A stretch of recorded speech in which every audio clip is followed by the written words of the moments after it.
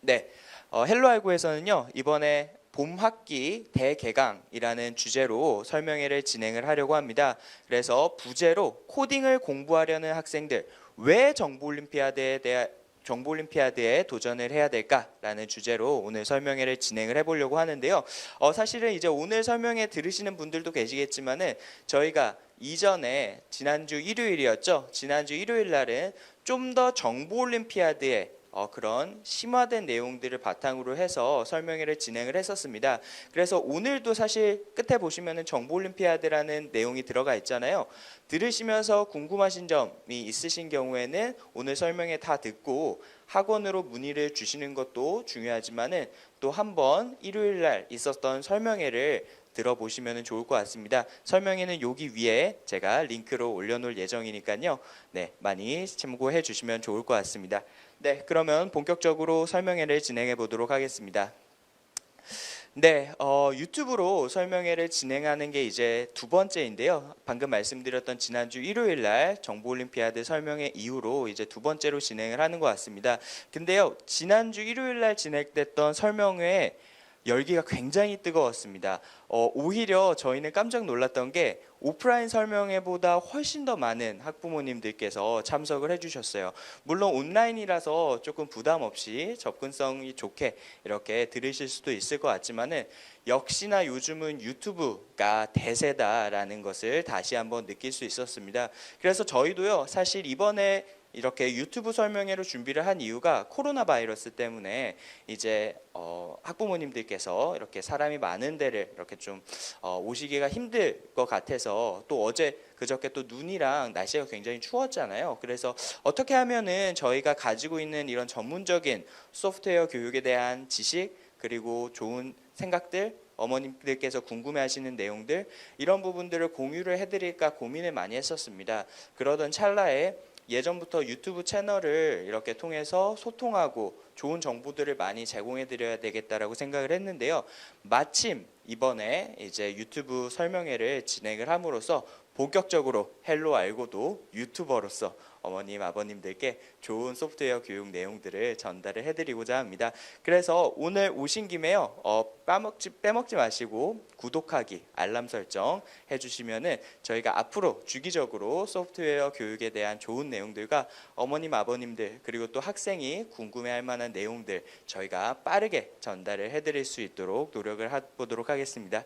어떻게 이야기를 하다 보니까 유튜브 홍보가 된 것 같은데요. 그러면 본격적으로 오늘 설명회 시작을 해보도록 하겠습니다. 네, 먼저 제 소개를 먼저 드려야 되겠죠. 네, 많이 이렇게 보신 어머님 아버님들도 계시겠지만 오늘 유튜브로 공개적으로 진행되는 설명이다 보니까요. 제 소개를 간단하게 드리고 시작을 해보도록 하겠습니다.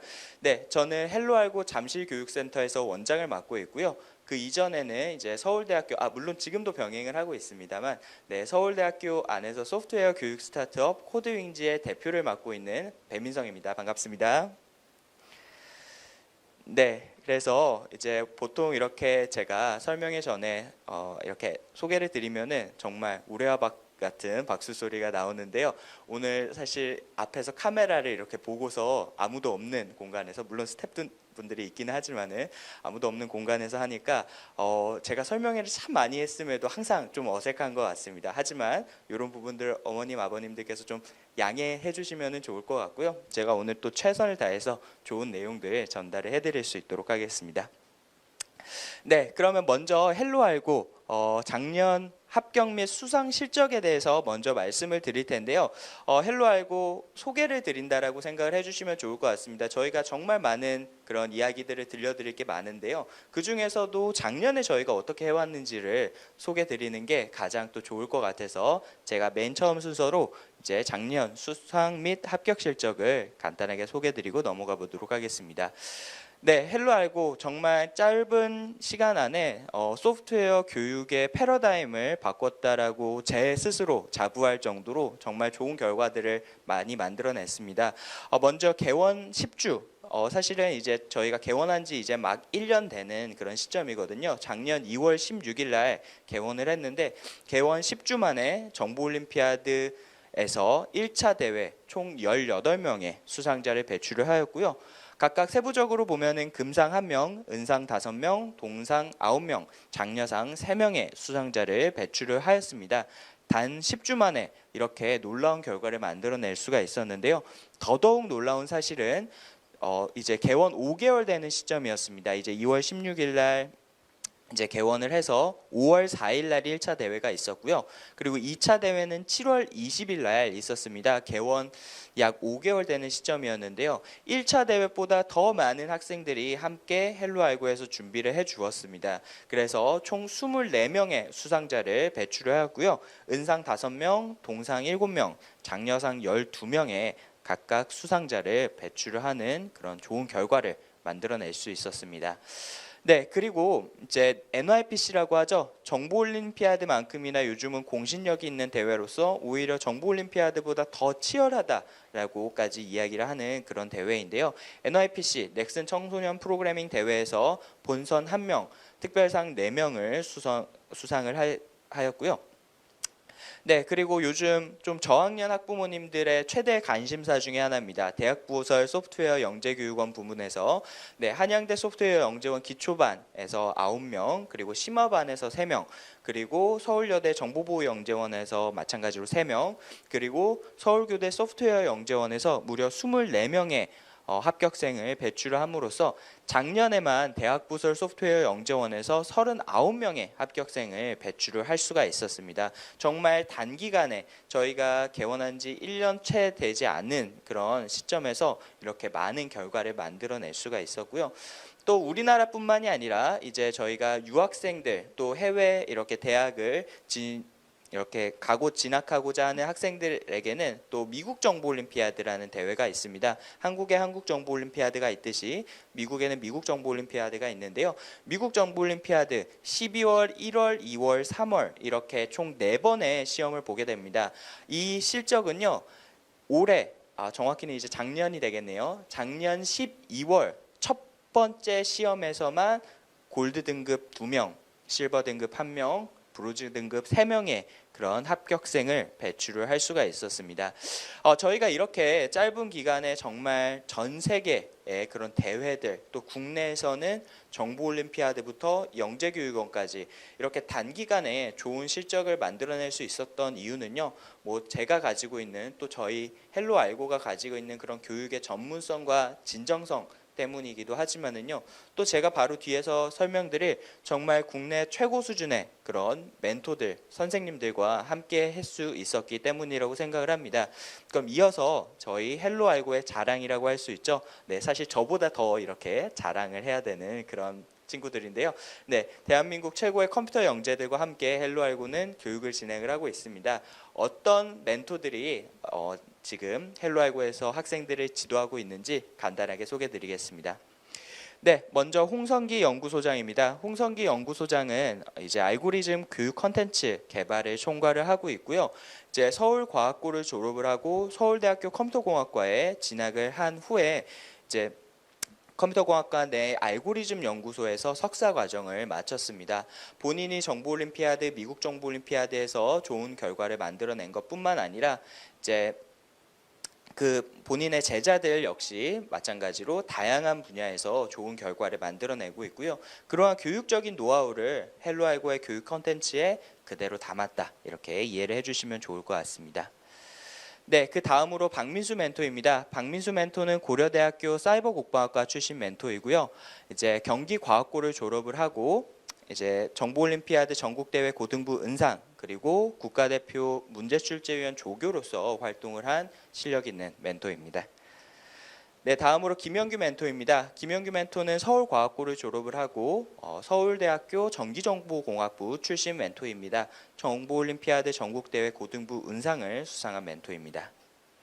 네, 다음으로 신우성 멘토입니다. 신우성 멘토는 이제 경남과학고를 졸업을 하였고요. 학부는 성균관대학교 반도체시스템공학과 그리고 현재는 동대학의 전기정보 컴퓨터공학부에서 이제 석사 과정을 진행을 하고 있습니다. 고등학교 재학 시에 정보올림피아드 전국대회 고등부 장려상을 수상한 멘토입니다. 네, 다음으로 제한재 멘토입니다. 제한재 멘토 고려대학교 컴퓨터학과 출신 멘토이고요. 디지털 미디어 고등학교를 졸업을 하였습니다. 그래서 정보올림피아드 전국대회 고등부 은상을 수상하고 국가대표 상비군 과정을 마친 멘토입니다. 네, 다음으로 최시원 멘토입니다. 최시원 멘토는 학부는 고려대학교에서 수학과 컴퓨터학과를 복수 전공하였고요. 현재는 서울대학교 전기정보공학부 대학원에서 석사 과정을 진행을 하고 있습니다. 네, 다음으로 신수원 멘토입니다. 신수원 멘토는 전남과학고를 졸업을 하였고요. 네, 카이스트에서 기술경영학과와 전산학과, 컴퓨터공학과죠. 네, 전산학과를 복수 전공하였습니다. 네, 마지막으로 주현석 멘토입니다. 주현석 멘토는 고려대학교 사이버국방학과 출신 멘토입니다. 그래서 저희가 이렇게 총 8명의 멘토들과 함께 교육을 진행을 하고 있는데요. 네, 정말 국내 최고 수준의 이런 멘토들과 함께 했었기 때문에 저희가 정말 1년이 되지 않는 짧은 기간 동안에 좋은 실적들을 많이 만들어낼 수 있었던 것 같습니다. 그래서 저희가 이러한 교육에 대한 진정성과 전문성을 올해도 더 많이 유지를 해서 더 많은 학생들에게 좋은 소프트웨어 교육을 제공할 수 있도록 노력을 할 텐데요. 저희는 이렇게 열심히 하려고 노력을 하고 있는데 또 학생과 학부모님들 이제 헬로알고가 어떤 교육을 지향하는지 저희는 이제 알고리즘 교육을 지향을 하고 있는데요. 알고리즘 교육에 대한 중요성과 또 이런 AI 시대 왜 알고리즘이라는 키워드로 이런 전문가라고 할 수 있는 저희 헬로알고는 중요하다고 생각을 하는지에 대해서 오늘 말씀을 드릴 예정이고요. 또 더 나아가서 그런 알고리즘을 평가하기 위한 정보올림피아드 대회 왜 중요하고 어떤 대회인지까지 오늘 설명드리고 넘어가 보도록 하겠습니다. 네, 그러면은 오늘 본격적으로 설명의 주된 내용을 진행을 해보려고 하는데요. 사실 오늘 날씨가 조금 춥긴 하지만 굉장히 좋은데 처음에 보여드릴 슬라이드는 별로 좋은 내용은 아닌 것 같습니다. 제가 이렇게 여러 가지 고민을 하다가 이 슬라이드 어떤 청년 실업률이 굉장히 높고 요즘 취업하기가 굉장히 힘들다라는 이야기를 들려드리고 싶은 이유는 결국에는 지금 변화하는 세상 속에서 이전에 어머님 아버님들께서 가지고 계시는 그런 성공의 방정식과 지금 학생들이 겪어 나가야 되는 세상에서의 성공의 방정식이 조금 다르다라는 것을 먼저 어머님 아버님들께서 한 번 더 인지하시고 한 번 더 고민해 보시라는 차원에서 이 슬라이드를 가져와 봤습니다. 그래서 사실 요즘은 이제 명문대를 나와도 취업이 안 되는 그런 세상에 와 있죠. 특히나 그래도 이공계생들은 좀 다행이라고 이야기들 하지만은 문과생 같은 경우에는 정말 서울대학교를 나와도 취업하기 어려운 것이 최근의 현실인 것 같습니다.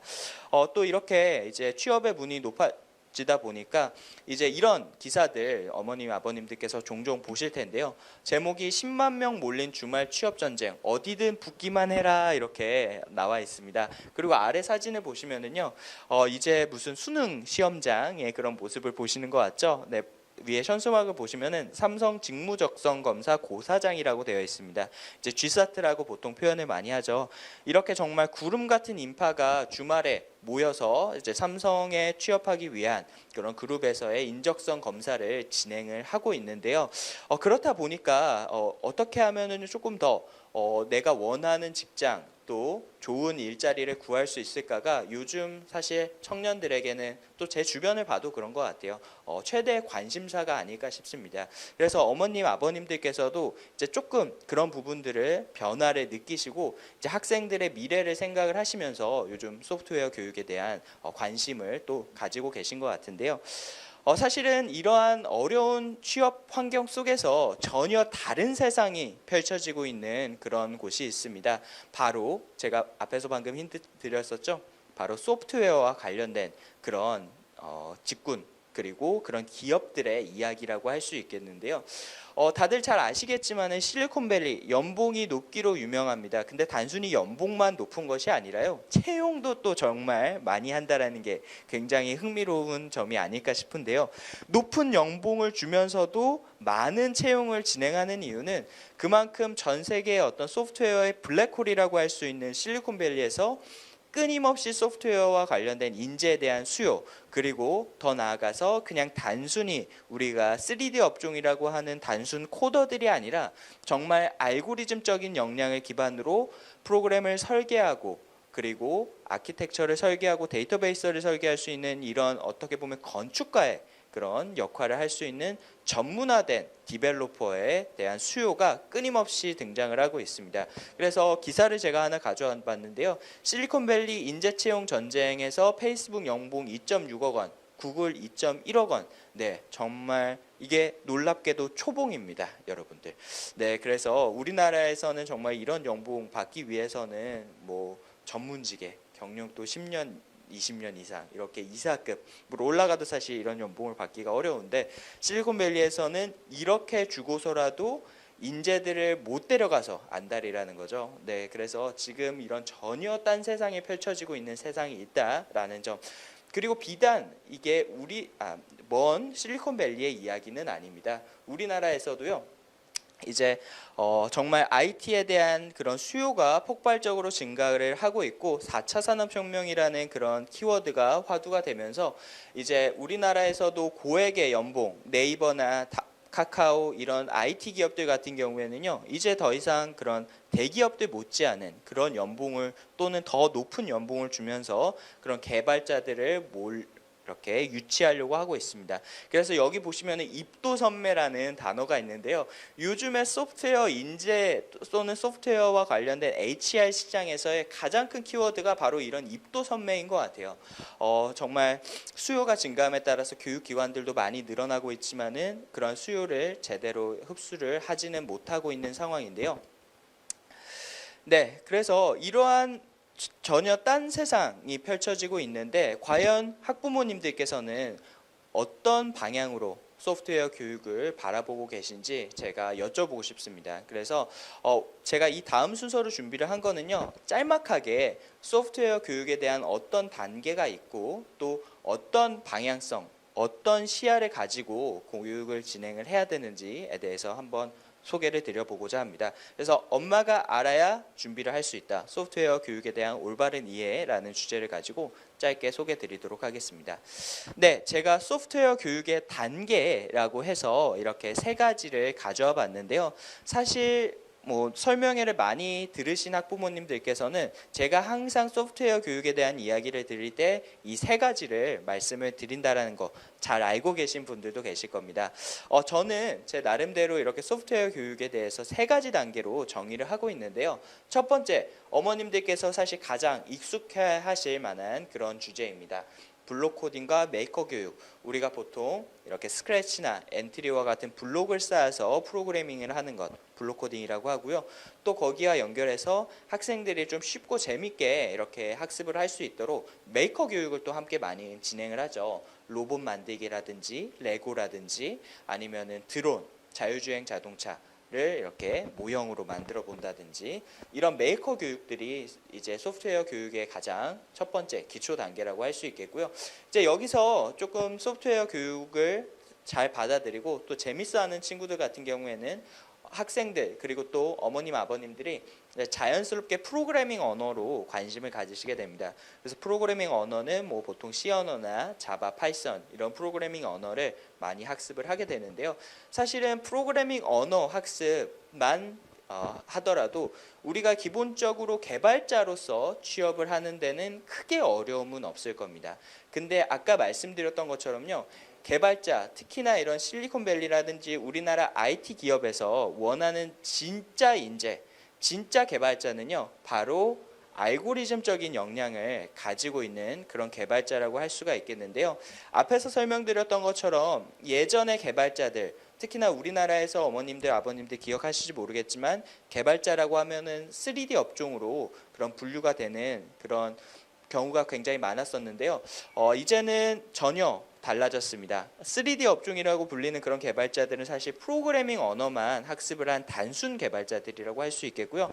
그렇기 때문에 저희가 항상 강조드리는 정말 건축가처럼 기획하고 설계하고 프로그램을 만들어 나갈 수 있는 창의적인 그런 문제 해결력을 가지는 알고리즘적인 역량을 가진 개발자들을 요구를 하고 있고 그렇게 해서 프로그래밍 언어 이후에는 가장 중요한 핵심 이 바로 알고리즘이다. 이렇게 설명을 드릴 수 있을 것 같습니다. 제가 좀 장황하게 설명을 드린 것 같아서요. 간단하게 이제 수학에 빗대어서 설명을 드리면 좋을 것 같아요. 저희 수학을 학습의 목표라고 하면은 물론 수학적인 사고력을 기르는 거기도 하지만은 결국에는 수능에서 수리 영역에서 또 좋은 점수를 받는 것이 중요하잖아요. 그러면은 블록 코딩과 메이커 교육은 사실 산수 단계라고 생각을 해주시면 좋을 것 같습니다. 그러면은 이러한 산수를 배워서 우리가 프로그래밍 언어라는 그런 교과 수학을 한다라고 하면은요, 사실 교과서만 공부해가지고 수능에 100점을 맞는 친구들도 간혹 있지만은 100점을 맞을 수 없겠죠.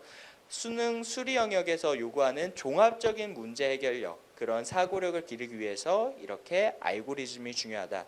그래서 수학과 빗대어 봐도요, 그런 궁극적인 목표가 있듯이 소프트웨어 교육에 있어서도 이러한 알고리즘의 최종적인 교육의 목표를 두시고 바라봐 주시면 좋을 것 같습니다. 네, 그래서 이렇게 제가 간단하게 소프트웨어 교육에 대한 단계에 대해서 설명을 드렸는데요.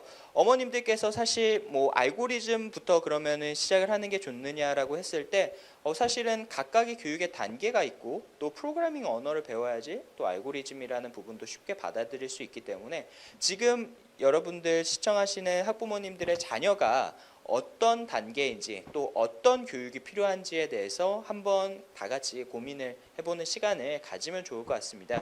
그래서 제가 방금 드린 말씀을 바탕으로 해서 지금 내 아이의 상황과 앞으로의 그런 교육의 방향성을 두고 내 아이는 어떤 소프트웨어 교육이 필요할까에 대해서 한번 살펴보시면 좋을 것 같고요.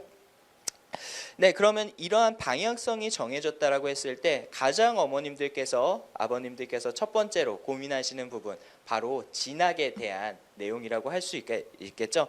앞에서 보셨던 것처럼 이제 소프트웨어 중심 사회로 넘어가게 되면서 소프트웨어 인재에 대한 수요가 굉장히 많아지게 되고 거기서 발생한 가장 첫 번째 변화 중에 하나가 바로 대학의 변화라고 할 수가 있을 것 같습니다. 그래서 제가 대한민국의 미래를 위해 정부와 대한민국이 발벗고 나섰다라고 적혀져 있는데요. 조금 눈치가 빠르신 학부모님들께서는 아시겠지만은 제가 이 다음으로 말씀드릴 내용은 바로 소프트웨어 중심 대학에 대한 내용입니다. 그래서 그 이전에 왜 그럼 소프트웨어 중심 대학이 많이 발생을 하게 됐는가에 대해서 설명을 드릴 텐데요.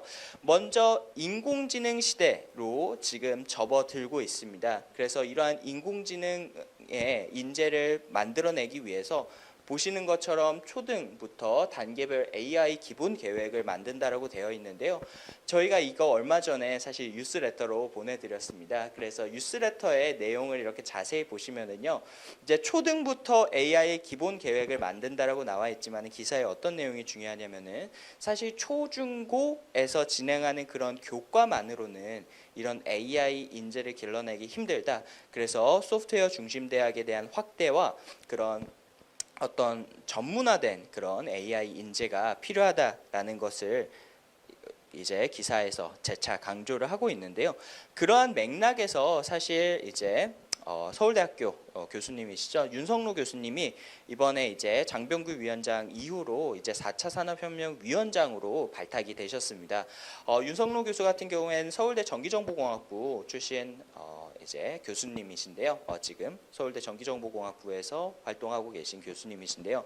사실 이제 컴퓨터공학과 외에도 전기정보공학과 내에서도 AI와 빅데이터에 굉장한 전문가 교수님들이 많이 계십니다. 그리고 그러한 교수분 중에 한 분이신데요. 이렇게 대학에서 굉장히 AI와 빅데이터 그런 인공지능 시대에 알맞는 인재를 찾기 위해서 고군분투하고 있고 또 그러한 맥락에서 국가에서 진행하는 4차 산업혁명 위원장으로도 서울대학교 이제 빅데이터 AI 전문 교수님이 발탁이 됐다라는 점 큰 맥락에서 이해를 해주시면 좋을 것 같습니다. 그래서 AI 인재 시대에 첫 번째로 중요한 부분은 우리 아이가 소프트웨어 관련된 진로와 진학을 가지고 고민을 해보시는 것이 가장 중요하지 않을까 그렇게 생각이 되고요. 그러한 맥락에서 제가 바로 소프트웨어 중심 대학에 대해서 간단하게 설명드리고 넘어가 보도록 하겠습니다. 네, 그래서 소프트웨어 중심 대학 이제 국가에서 어떤 예산을 들여서 사실은 대학에 소프트웨어 인재를 제발 길러주세요 하고서 이제 만든 대학이라고 생각을 해주시면 좋을 것 같습니다. 그래서 소프트웨어 중심 대학이란 무엇인가요?라고 되어 있을 때 이제 소프트웨어에 대한 전문화된 교육을 진행하고 그러한 인력을 양성을 하고 또 소프트웨어에 대한 대중화 확산에 기여를 하는 그런 프로그램으로서 이제 대학과 정부가 이렇게 함께 진행을 하는 그런 프로그램이라고 생각을 해주시면 좋을 것 같은데요. 이제 소프트웨어 중심 대학 이제 2015년에 처음 이제 선발이 되었습니다. 그래서 2015년에 총 8개 대학이 선발이 되었고요. 그렇게 쭉쭉쭉 해서 작년까지 총 40개 대학이 죄송합니다. 작년까지 총 40개 대학이 이제 선발이 되었습니다. 그래서 이제 주요 40개 대학의 소프트웨어 중심 대학들을 살펴보실 텐데요. 아무래도 어머님들께서는 조금 이제 상위권 대학에 관심이 많으시겠죠.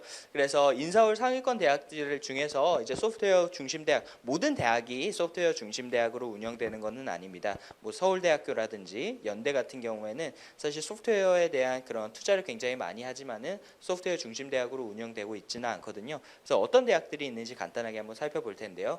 여기 보시면은 칼스트도 있고요. 이제 서강대, 고려대, 성대, 뭐 한양대, 중대, 네, 뭐 이대, 그다음에 건대, 경희대, 동국대, 네 이렇게 우리나라에서 또 내노라 하는 그런 좋은 대학들이 일부 소프트웨어 중심 대학으로 편성이 되어 있습니다. 물론 제가 빨간색으로 체크하지 않은 그런 대학들도 좋은 대학들이고 소프트웨어 좋은 중심 대학으로서 좋은 프로그램과 많은 학생들을 선발을 하고 있습니다.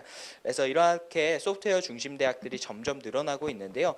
사실 이제 5년 만에 소프트웨어 중심 대학이 40개로 늘어나게 됐고 또 소프트웨어 중심 대학이 앞으로도 계속 정부에서 확대를 해 나가겠다라고 이야기를 하고 있습니다. 그래서 이제는 어떤 대학 입시를 준비할 때 소프트웨어 중심 대학으로의 방향성 그리고 관련 학과로의 진학에 대한 방향성을 가지고 가는 것이 어떻게 보면 우리 아이가 더 좋은 대학에 진학할 수 있고 또 더 나아가서 학생의 그런 진로와 진학 그리고 미래에 좋은 일자리를 구할 수 있는 그런 지름길이 되지 않을까 그렇게 생각을 하고 있습니다. 네, 그러면은 먼저 이제 대학에서 소프트웨어에 대한 비중을 높이고 있다라는 점에 대해서 소프트웨어 중심 대학으로 말씀을 드렸는데요. 그러면 이런 소프트웨어 중심 대학 및 또 일반적인 컴퓨터학과에서 요구하는 학생에게 요구하는 역량은 무엇인가에 대해서 한번 살펴보도록 하겠습니다. 네, 제가 첫 번째로 가져온 문제는요. 사실은 뭐 제가 어떤 역량이 필요한가요? 드릴 수 있는 말씀은 많지만은 백문이 불여의견이라고 하죠. 네, 제가 실제로 한양대학교 소프트웨어 특기자 전형, 소프트웨어 인재 전형이라고 하는데요. 인재 전형에서 보는 구술 면접 문제를 제가 한번 가져와 봤습니다. 그래서 위에 보시는 것처럼 한양대학교 2019학년도 이제 작년이죠. 올해 입시가 아니라 이제 작년 수시 소프트웨어 인재 전형 구술 면접 문제를 가져와 봤는데요. 구술 면접의 진행에 대해서 간단하게 말씀을 드리면은 먼저 사전 이해실이라고 해서 30분 정도 문제가 주어지게 되면은 그 문제를 해석하고 어떻게 답변을 할지에 대한 준비가 진행이 되게 되고요. 그 다음에 면접실로 들어가서 13분 동안 교수님과 함께 이러한 문제에 대해서 구술로 답변을 하게 됩니다. 네, 그래서 이제 절차에 대해서 간단하게 살펴봤으니까요. 이제 작년에 어떤 문제 나왔는지 한번 살펴보도록 할 텐데요. 네, 지금 제가 문제가 길기 때문에 간단하게 요약을 해서 설명을 드리도록 하겠습니다. 지금 보시면은요, A반하고 B반의 학생들이 각각 7명씩 있습니다. 그래서 7명에 적혀져 있는 이 숫자들은요, 학생들의 키를 의미를 하는데요. 이 키가 지금 보시면은 섞여 있다라는 것을 이해를 하실 수가 있습니다. 그래서 첫 번째 문제가요. 이렇게 각각 n명의 학생 7명이 있을 때 이 두 개의 반을 합칩니다. 네, 그러면은 키가 더 뒤죽박죽으로 섞이겠죠.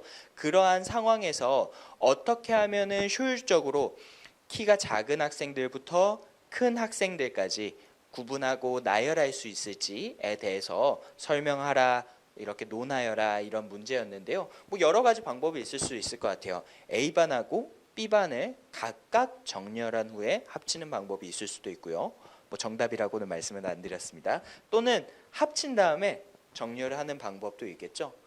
그것보다 사실 더 좋은 방법도 있어요. 네, 그래서 제가 말로 설명드리기는 좀 길어질 것 같아서 이렇게 다양한 문제를 해결하기 위한 접근 방식이 있을 거고요. 그것에 대해서 어떻게 해결할 수 있는지를 묻는 것이 바로 알고리즘적인 역량이라고 할 수 있겠는데요. 그럼 이러한 문제가 정말 알고리즘과 연결이 있나요? 라고 했을 때 이제 제가 뒤쪽에서 이제 출제자의 의도에 대해서 한번 설명드려 보도록 하겠습니다. 그래서 이 문제는요, 이제 헬로 알고에서도 이제 교육 과정 안에서 비슷하게 다루는 내용입니다. 그래서 헬로 알고에서 이제 정렬 알고리즘, 그래서 헬로 알고 기준으로는 골드와 플래티넘 과정 사이에 있는 그런 문제이고요. 이러한 문제 수준은 이제 정보 올림피아드로 빗대어 보면은 중등부 은상 그리고 고등부 동상 정도 수준의 그런 문제이다라고 생각을 해주시면 좋을 것 같습니다. 반대로 얘기하면은요, 중등부 때 은상 이상, 고등부 때 동상 이상 정보 올림피아드에서 입상 성적을 가진 학생들이라면요, 사실 충분히 특기자 전형에 도전을 하고 내가 다른 그런 어떤 학업 역량이 조금 떨어지더라도 그런 상위권 대학의 특기자 전형으로 한번 지원을 해볼 수 있다. 또 그렇게도 생각해 보실 수 있을 것 같아요. 다시 돌아와서 이제 정렬 알고리즘 헬로 알고 기준으로 골드하고 플래티넘 과정 사이에 있는 내용이라고 말씀을 드렸는데요. 오늘 또 헬로 알고 과정 뒤쪽에서 자세하게 말씀을 드리겠지만은 이제 골드 플래티넘 하면 감이 잘 안 오실 것 같아서 이제 헬로 알고는 이제 브론즈, 실버, 골드, 플래티넘, 다이아몬드 그다음에 국가대표 데뷔 과정 이렇게 해서 총 6단계의 정규 과정을 운영을 하고 있습니다. 그래서 브론즈 과정 10주, 실버 과정 10주, 골드 과정 20주, 플래티넘 과정 40주 이렇게 학습을 해 나가게 되는데요. 골드하고 플래티넘 사이라고 하면은 40주에서 80주 정도 학습을 하게 되면은 이런 특기자 전형을 준비할 수 있는 역량이 생기고 또 정보 올림피아드에서도 좋은 성적을 기대를 해볼 수 있다. 이렇게 간단하게만 짚고 넘어가 보도록 하겠습니다. 네, 그래서 앞에서 말씀드렸던 것처럼 과연 저 문제가 알고리즘과 연결이 되어 있나요? 라고 했을 때 보시는 것처럼 제가 면접 평가 출제 의도 및 평가 기준을 제가 가져와 봤습니다. 항상 문제는 출제자의 의도가 중요하잖아요. 그래서 보시면은요, 다양한 정렬 및 탐색 알고리즘을 활용하여 문제를 해결해야 된다라고 나와 있죠. 그리고 아래에서 계속적으로 강조하는 역량이 바로 알고리즘입니다. 보시면은 문제를 가장 빠르고 정확하게 해결할 수 있는 완전한 알고리즘을 도출하는 것이 중요하고요. 또 알고리즘을 쉽고 정확하게 다른 사람에게 설명할 수 있어야 되고요. 또 타 알고리즘에 비해서 효율성 관점에서 우수함을 증명해야 된다라고 나와 있습니다. 내가 알고 있는 정렬 알고리즘과 탐색 알고리즘만 이야기하면 안 되고요. 내가 알고 있는 다른 알고리즘과 비교를 해서 왜 이 알고리즘이 효율적이고 효과적인지에 대해서 논해야 되는 거죠.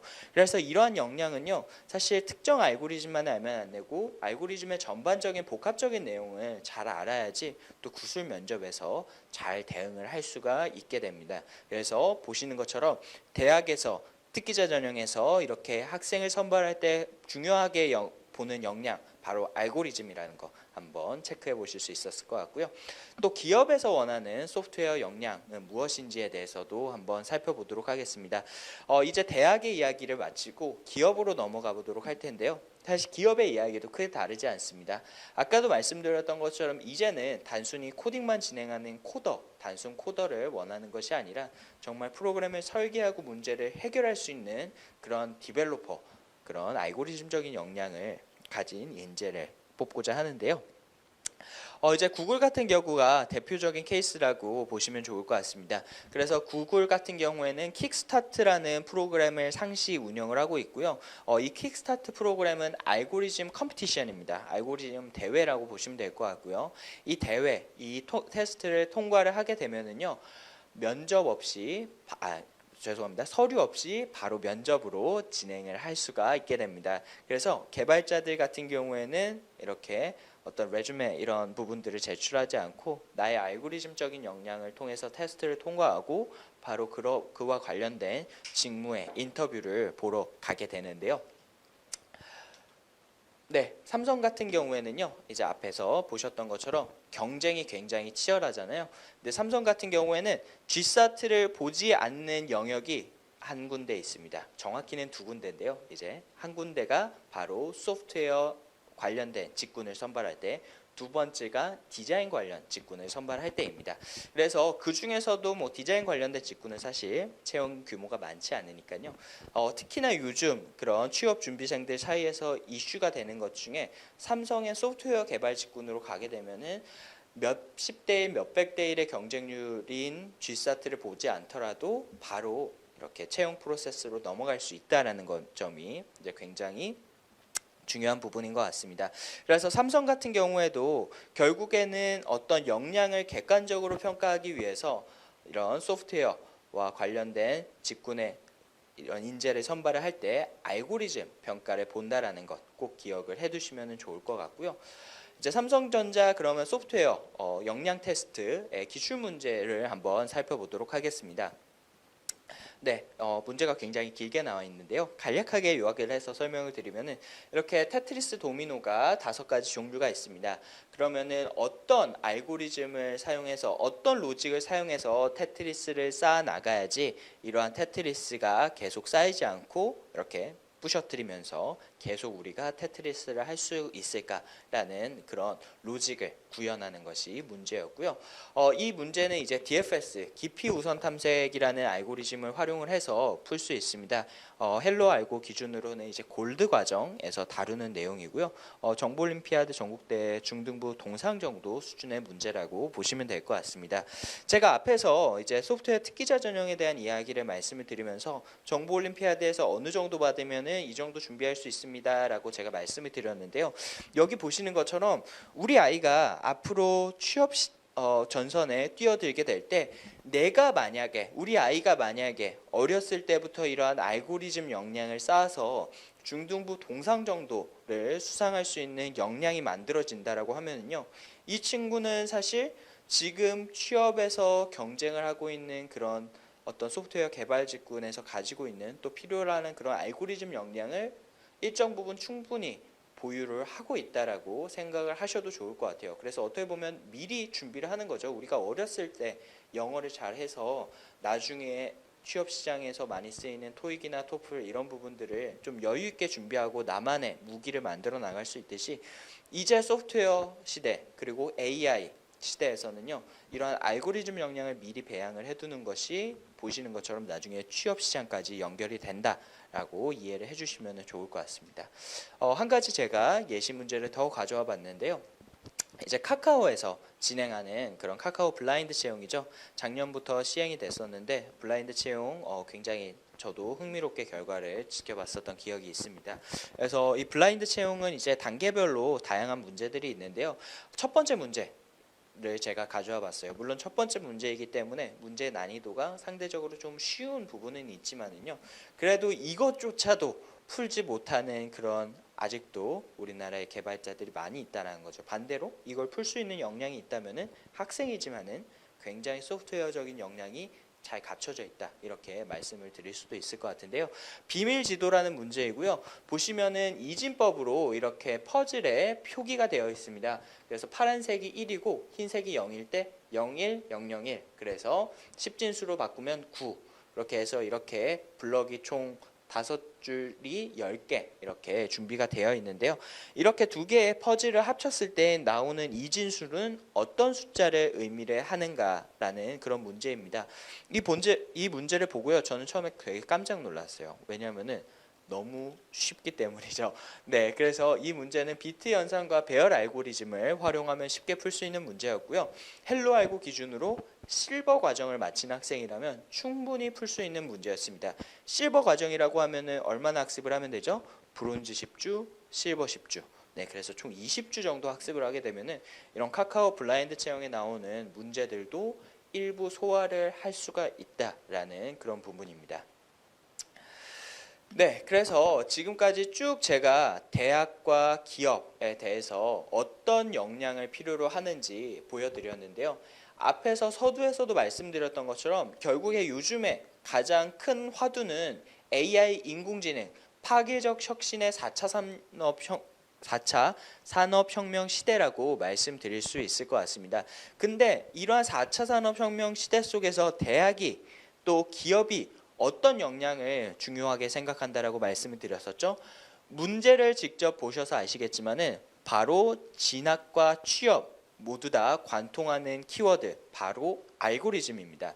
그래서 알고리즘이 결국에는 AI와 4차 산업혁명 시대를 대비할 수 있는 핵심 역량이다라는 것을 제가 앞에서 보여드렸던 내용으로 이해를 해주시면은요, 어머님들께서, 아버님들께서 조금 더 이해를 하셨을 수 있을 것 같습니다. 네, 그러면은 이런 알고리즘 역량 중요하다라는 것들 알고 계셨을 거라고, 알고 이제 이해하셨을 거라고 생각이 되고요. 그러면 이제 알고리즘 역량을 어떻게 쌓아 나가야 될까에 대해서 한번 고민을 해보시면 좋을 것 같은데요. 이 알고리즘 역량이 사실은 저희도 교육을 하지만은 참 쉽지만은 않습니다. 네, 그래서 수학처럼 이렇게 교과가 이렇게 있는 것도 아니고 저희는 나름대로 교육 과정과 그런 교과 형태로 구성을 해서 교육을 진행을 하고 있지만은요. 이 알고리즘이라는 것은 사실 어떤 문제 해결력이라는 그런 사고적인 영역을 길러내는 그런 교육입니다. 그래서 제가 적어놨지만은 알고리즘 역량의 가장 어려움 중에 하나가요, 바로 알고리즘 역량 단기간에 하루아침에 만들어지지 않는다라는 점인데요. 그렇기 때문에 이제 방금 보셨던 것처럼 어렸을 때부터 차근차근 쌓아 올라가게 되면은 그 어떤 교과에서도 누릴 수 없었던 그런 대학 입시와 취업까지 연결되는 핵심 역량을 갖출 수 있다라는 점, 그렇기 때문에 어렸을 때부터 차근차근 학습을 해나가시는 것이 중요한데요. 사실은 제가 이걸 적을까 말까 고민을 하다가 그래도 설명회를 들으시는 학부모님들께서 제가 솔직하게 말씀을 드리면 좋을 것 같아서 제가 한번 적어봤습니다. 제가 이 알고리즘 공부 언제까지 해야 되나요? 라고 했을 때 보시는 것처럼 중3까지라고 제가 적어놨죠. 사실은 뭐 저도 학원이고 교육을 진행하는 입장에서 꾸준히 계속 나이가 이렇게 들 때까지 공부를 하면 참 좋겠으나 사실은 세상에 또 돌아가는 게 이제 알고리즘 역량뿐만 아니라 또 다른 중요한 역량들을 많이 필요로 하잖아요. 특히나 이제 수학이나 과학, 영어, 국어와 같은 교과는 빼놓을 수가 없는데요. 제가 중3까지라고 적어놓은 이유는 이제 결국에는 대학 입시적인 관점에서 어머님들과 아버님들께 이렇게 솔직한 이야기를 드리고 싶어서입니다. 그래서 상위권 대학에서 아까도 소프트웨어 중심 대학들 중에서 상위권 대학들 보여드렸지만은요, 이제 상위권 대학에서 단순히 또 알고리즘 역량만 보느냐, 특기자 전형을 다 운영을 하느냐, 또 그렇지는 않습니다. 그렇기 때문에 알고리즘 역량뿐만 아니라 뭐 당연히 기본이 돼야 되는 거는 내신이 돼야 되겠죠. 그래서 기초학업 역량이라고 하는 이 내신과 전공 적합성적인 측면에 있어서의 소프트웨어 관련된 그런 어떤 진로와 진학을 할 때 이런 알고리즘적인 비교과 역량이 함께 결합이 돼야 된다라는 점 때문에 제가 앞에서 그런 학습 로드맵에 대해서 짧게 말씀을 드렸던 건데요. 실제로 이런 부분들이 어느 정도로 반영이 되느냐라고 봤을 때 제가 강남의 이제 자사고 H고의 커리큘럼을 한번 가져와 봤습니다. 그래서 이 커리큘럼 같은 경우에 어머님들께서 눈여겨보셔야 될 점은요, 1학년, 2학년, 3학년 교육 단위수를 한번 보시고요. 그다음에 교육 단위수에서 수학, 과학이 가지고 가는 그런 교육 단위수와 맨 마지막에 등장하는 정보가 가지고 있는 교육 단위수의 그런 수업 실수의 차이가 어느 정도 되는지 한번 보시면 좋을 것 같습니다. 네, 그래서 첫 번째로 이제 1학년 과목이고요. 수학 보시면은 기준 단위가 수학 8단위, 수원 5단위, 수투 5단위, 확률 통계 5단위로 일반 과정으로 구성이 되어 있고요. 탐구 같은 경우에는 공통과학이 8단위, 그리고 실험이 2단위로 구성이 되어 있습니다. 네, 그래서 과학을 좀 더 확대해서 보면은요, 이제 일반 부분에서 물리학, 화학, 생명과학, 지구과학 각각 5단위씩 편성이 되어 있는 것을 보실 수가 있고요. 가장 마지막에 이제 등장을 합니다. 3학년 커리큘럼이 중요한데요. 3학년 때 이제 미적분 5단위, 그리고 기하 벡터 5단위, 그리고 과학 같은 경우에 이제 각각 2과목들 5단위로 이렇게 편성이 되어 있습니다. 그리고 여기 보시면은 조그맣게 보이시나요? 네. 정보라고 나와 있죠. 정보가 5단위입니다. 그래서 3학년 때까지 수학하고 과학은 40단위, 50단위씩 공부를 할 수가 있는데 내가 소프트웨어와 관련된 그런 전공을 가지고 싶어 하더라도 내가 고등학교 때 가져갈 수 있는 소프트웨어와 관련된 교육 시간은 몇 단위밖에 안 된다고요? 네, 단 5단위밖에 되지를 않습니다. 일주일에 1시간 공부하기도 사실 벅찬 것이 일반고와 자사고에 들어갔을 때 그런 정보를 대하는 그런 어떤 상황이라고 보시면 좋을 것 같은데요. 제가 이렇게 커리큘럼을 가지고 온 이유는 앞에서 보여드렸었죠. 상위권 대학에 들어가기 위해서는 학생부 종합전형이 요즘 가장 중요하고, 물론 입시 제도가 조금씩 변화가 있기는 하지만은 결국에 대학에서 원하는 인재는 결국에 딱 두 가지 역량을 봅니다. 첫 번째는 이 학생이 들어와서 공부를 잘 할 수가 있는가라는 그런 기초 학업 역량, 내신이겠고요. 그 다음에 두 번째는 이 학생이 지원한 과가 이 학생이 원하는, 또 들어갔을 때 흥미있게 또 내가 원하는 일을 하면서 배워나갈 수 있는 그런 부분인가, 전공 적합성 부분이겠죠. 그래서 이 두 가지를 대학에서는 학생들을 선발할 때 본다라는 점, 그거는 입시 제도가 어떻게 변하든지 절대 변하지 않는 불변의 원칙이라고 어머님, 아버님들께서 이해를 해주시면 좋을 것 같습니다. 그래서 제가 다시 돌아와서 이 말씀을 드리는 이유는요, 사실 교과 학습 역량은 학교에서 충분히 길러 나갈 수가 있습니다. 수업 실수를 보시면 잘 아시겠죠. 근데 내가 소프트웨어와 관련된 그런 그 학과에 진학을 하고자 한다라고 했을 때 과연 나의 전공적 합성, 그리고 나의 소프트웨어적인 역량은 어떻게 길러 나갈 수 있겠냐라는 그런 의문 때문인 거죠. 그래서 뭐 동아리 활동이나 아니면은 다양한 비교과 활동들 뭐 많이 할 수는 있지만은요, 현실적으로 봤을 때 고등학교 때 올라가면은 결국에는 고등학교에는 연습이 아니라 실전이라는 점입니다. 그래서 정말 요즘은 내신 경쟁 치열하다라는 점 어머님, 아버님들께서 알고 계실 텐데요. 대입 개편안이 계속 이렇게 변화가 되고 정시 확대 이야기들도 있기는 하지만은 수능이 개편되더라도 계속 내신에 대한 경쟁은 치열해질 것이다 라는 것이 대부분의 의견입니다. 그렇기 때문에 이제 이렇게 고등학교 때 들어갔을 때 사실 아까 말씀드렸던 그런 비교과 활동들을 할 수는 있지만은 현실적으로 내신에 올인을 해야 될 수밖에 없는 상황이 펼쳐지게 되고요.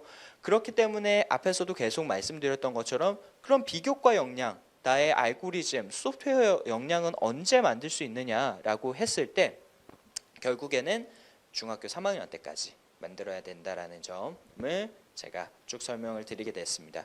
그래서 이제 교과 학습 역량이라고 할 수 있는 내신은 앞에서 보이는 것처럼 결국에는 내가 뛰어들어서 치열하게 경쟁을 할 수밖에 없는데요. 또 그 반대편에 있는 전공적 합성적인 측면에 있어서 제가 조금 더 자세하게 설명을 드려보도록 하겠습니다. 이제 학생부 종합전형이 이제 어떤 상위권 대학들의 이런 메이저 그런 입시 제도가 되면서 이제 교과 학습 역량뿐만 아니라 전공 적합성에 대한 그런 학부모님들에 대한 관심이 높아지고 있는데요. 결국에는 그런 교과 학습 역량 외에 또 하나의 역량으로서 나만의 변별력을 만들 수 있는 그런 무기다라고 생각을 해주시면 좋을 것 같습니다. 그래서 이제 전공 적합성, 특히나 소프트웨어와 관련된 그런 진로와 진학, 학과에 진학을 할 때 어떤 전공 적합성, 어떤 나만의 변별력, 역량을 만들면 좋을까에 대해서 학부모님들이 저에게 많이 여쭤보시는데요.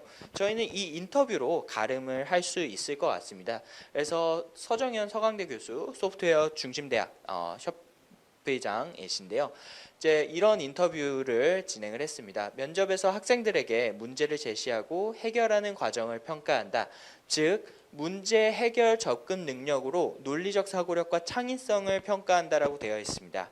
제가 앞에서 많이 강조드렸던 알고리즘은 결국에는 문제 해결력이다. 알고리즘은 코딩이 아닙니다. 알고리즘은 프로그래밍이 아닙니다. 라고 말씀을 드렸었는데요. 바로 소프트웨어 중심대학 단장님 같은 경우에도 학생들을 선발할 때 보는 것 문제 해결력이다. 즉 알고리즘적인 역량을 평가를 한다라는 점입니다. 그래서 사실 학종을 준비할 때 있어서 일부 이제 학생들 같은 경우에는 이제 소프트웨어로 프로그램 개발을 해본다든지 아니면 뭐 웹 개발, 앱 개발, 뭐 게임 개발 이런 것들을 통해서 본인의 전공 적합성을 조금 어필을 하려고 하는 친구들이 많이 있는데요. 사실 불과 뭐 한 3, 4년 전까지만 하더라도 그렇게 소프트웨어와 관련된 그런 학과의 인기가 높지 않았을 때는 그런 활동들을 통해서 이 학생이 소프트웨어에 관심을 가지고 있구나, 프로그래밍에 관심을 가지고 있구나, 이런 부분들을 통해서 전공적 합성이 어느 정도 어필이 됐다라고 말씀드릴 수 있을 것 같습니다. 하지만 3, 4년이 시간이 흐르면서 방금도 말씀드렸던 것처럼 소프트웨어 중심 대학에 대한 확대와 그리고 이러한 학과로 진학하고자 하는 학생들의 수준이 굉장히 높아졌어요. 사실 올해 같은 경우에도 정시 배치표를 보시면 아시겠지만은 예전 같은 경우에는 서울권의 의대 쭉 나오고 지방권 의대 쭉 나오고 그 다음에 서울대 뭐 전기정보공학부라든지 기계공학과라든지 수학과라든지 이렇게 포진이 되어 있었었는데요. 근데 지금은 완전히 상황이 바뀌었죠. 서울권 서울 의대 쭉 나오고 그 다음에 지방대 의대가 나오는 것이 아니라 서울대학교 컴퓨터공학과, 고려대학교 사이버국방학과, 서울대학교 수학과 이렇게 포진을 하게 됩니다. 그만큼 소프트웨어와 관련된 그런 학과를 진학하고자 하는 학생들의 수요가 많아지고 그리고 수준이 높아졌다라는 점이겠죠. 그래서 이제는 그런 일차원적인 포트폴리오보다는 학생의 정말 그런 문제 해결력을 객관적으로 평가할 수 있는 알고리즘 역량이 주목받고 있다. 이렇게 생각을 해주시면 좋을 것 같습니다. 네, 그래서 이제 제가 한마디로 요약을 하면요, CS학과, 컴퓨터 사이언스 쪽의 학과로 진학을 하고 싶은 학생들, 전공적 합성으로 어떻게 준비를 해야 되나요?라고 했을 때 문제 해결력과 논리적 사고력, 창의력, 그리고 컴퓨팅 사고력을 포괄하는 알고리즘 역량이 핵심이다라는 점 다시 한번 강조드리고 이제 넘어가 보도록 하겠습니다. 네, 그래서 이 알고리즘이라고 했을 때 그러면은 이 알고리즘적인 역량, 지금 4차 산업혁명 시대라고 과연 컴퓨터 사이언스, 그러니까 컴퓨터공학과와 관련된 학과에만 필요한 키워드일까요? 네, 지금 보시는 것처럼 이제 알고리즘이라는 것은 문제 해결력이기 때문에 사실은 컴퓨터공학과 및 관련 학과에서 굉장히 중요하게 보는 역량이기도 하지만은 또 그걸 활용해서 확장할 수 있는 범위 또한 굉장히 넓습니다. 그래서 당연히 첫 번째 타겟은 소프트웨어 중심 대학으로의 진학하고자 하는 학생들이겠지만은요. 또 아까 말씀드렸던 것처럼 AI 빅데이터가 또 활발하게 연구되고 있는 부분 중에 하나가 전기전자 쪽이라든지 기계공학과 쪽입니다. 그래서 1차 관련된 학과들, 전기전자나 기계공학과, 건축토목, 또 통계나 빅데이터 이런 부분들 다 연결이 되어 있다라고 말씀드릴 수 있고요. 사실은 이제 제가 처음에 직장 생활을 했을 때는 이제 증권사에서 이제 직장 생활을 했습니다. 요즘 친구들 이야기를 들어보면은요. 네, 정말 이제는 경제학과, 경영학과에서도 이런 프로그래밍이 많이 들어가고 이제 알고리즘적인 역량이 중요하다. 그래서 정말은 이제는 문이과를 막론하고서 이 알고리즘 키워드가 굉장히 중요하다라는 점 기억을 해두시면 좋을 것 같습니다. 네, 그래서 제가 이제 쭉 알고리즘에 대한 중요성에 대해서 설명을 드렸는데요. 오늘 또 주제가 이런 알고리즘을 배우고 또 그걸 평가받을 수 있는 정보올림피아드 대회에 대해서 또 설명을 드리는 내용이니까요. 정보올림피아드에 대해서도 한번 살펴보도록 하겠습니다. 네, 제가 정보올림피아드 이야기를 드리기 전에 어머님들께서 가장 익숙하게 사실 받아들일 수 있는 주제가 또 바로 KMO죠. 수학올림피아드. 그래서 제가 처음에는 KMO와 KY 정보올림피아드를 비교하면서 좀 설명을 드려보고자 합니다.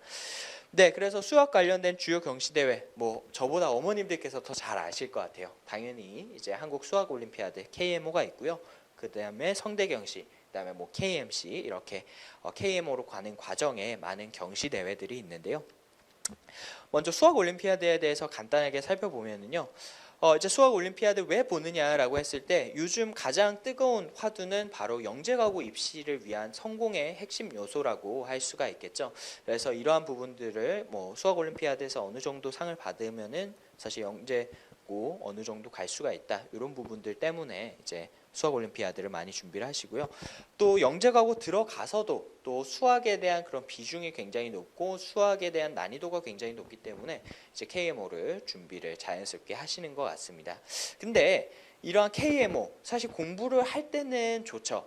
또 영재 과고 들어갈 때 필수적인 요소기도 하니까요. 근데 이거의 활용도를 살펴봤을 때 사실 저는 제 영재과고 출신들 멘토가 많으니까 멘토들과도 이야기를 나눠봤지만은 이제 결국에 수학 올림피아드 영재과고 합격까지가 끝이다. 사실은 내가 사회에 나와서나 대학에 나와서 쓸 수 있는 역량은 많지 않은 것 같다라는 것이 일반적인 이야기라고 할 수 있을 것 같습니다.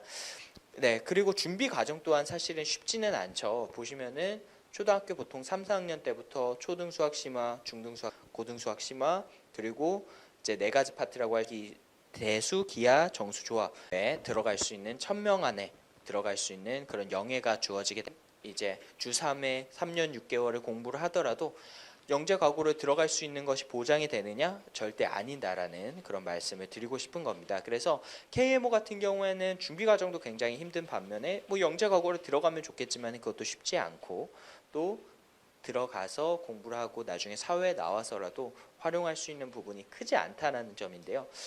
반면에 이제 정보 올림피아드 및 이제 소프트웨어와 관련된 알고리즘과 관련된 그런 대회들 같은 경우에는 또 활용도가 굉장히 높습니다. 보시면은 이제 한국 정보 올림피아드 하고요. 그다음에 올해는 또 바뀌었죠. 이제 한국 코드 페어라는 그런 대회, 정부에서 주최하는 대회가 신설이 됐는데요. 네, 그거 외에도 이제 한양대학교에서 주최하는 대회, 앞에서 말씀드렸던 실적 부분에서 말씀드렸던 넥슨 기업에서 주최하는 대회, 디지털 미디어 고등학교에서 주최하는 대회, 서강대, 경희대, 국민대 이렇게 다양한 대학과 교육기관, 기업들에서 요즘 알고리즘 대회들을 정말 많이 개최를 하고 있습니다. 왜라고 이제 제가 여쭤봤을 때 이제 학부모님들께서 대답을 하실 수 있으시겠죠. 네, 알고리즘적인 역량을 소프트웨어 인재의 가장 중요한 척도로서 확인을 하기 때문입니다. 그러면 이제 왜 정보 올림피아드를 준비를 해야 되느냐라고 했을 때 이제 전 세계적으로 정보 올림피아드에 대한 인기가 얼마나 높아지고 있는지 한번 살펴보시면 좋을 것 같아요. 보시는 것처럼 미국 정보 올림피아드, 앞에서 말씀드렸던 것처럼 한국 정보 올림피아드도 있지만은 미국에도 이제 미국 정보 올림피아드가 있는데요. 이제 전체 응시자 수가 재작년 대비해서 작년에 무려 33%나 증가를 했습니다. 단일 경시 대회에서 사실 경시 대회가 최상위권 학생들이 준비하는 어려운 시험이잖아요. 근데 이런 단일 경시 대회에서 무려 1년 만에 33%더 놀라운 것은 올해와 작년 비교했을 때 1차 시험만 진행이 됐었는데 1차 시험은 48%의 그런 학생 수가 증가를 했습니다. 그래서 증가세가 정말 폭발적이다라고 말씀을 드릴 수가 있을 것 같은데요. 이 미국 정보 올림피아드에서 응시하는 우리나라 학생 같은 경우에도 무려 3배나 응시자 수가 증가할 정도로 정보 올림피아드에 대한 관심, 단순히 우리나라뿐만 아니라 이미 전 세계적으로 굉장히 뜨겁다라는 부분입니다. 네, 그러면은 이런 정보 올림피아드를 준비하기 위해서는 어떤 과정을 거쳐가야 되는가? 아까 말씀드렸던 것처럼 KMU는 정말 힘들게 공부를 해야 되잖아요. 아마 시켜보신 어머님들은 잘 아실 텐데요.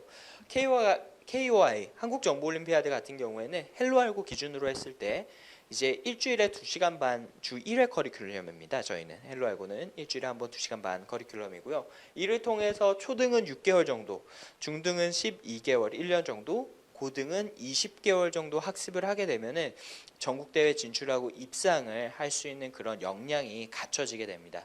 그렇기 때문에 아까 시간적인 부분에 있어서도 KMO와 비교할 수 없을 정도로 굉장히 이렇게 짧다라고 말씀을 드릴 수가 있을 것 같은데요.